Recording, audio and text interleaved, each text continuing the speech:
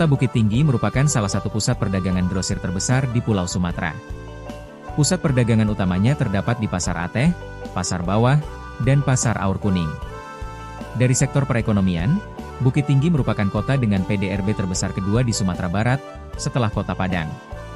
Tempat wisata yang ramai dikunjungi adalah Jam Gadang, yaitu sebuah menara jam yang terletak di jantung kota sekaligus menjadi simbol bagi Bukit Tinggi. Kota ini memiliki topografi berbukit-bukit dan berlembah. Terdapat 27 bukit yang tersebar di seluruh wilayah Bukit Tinggi.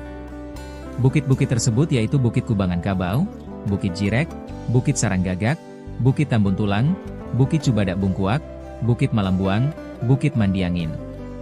Selain itu, terdapat lembah yang dikenal dengan Ngarai Sianok dengan kedalaman yang bervariasi antara 75–110 m, yang di dasarnya mengalir sebuah sungai yang disebut dengan Batang Masang. Perkembangan penduduk Bukit Tinggi tidak terlepas dari berubahnya peran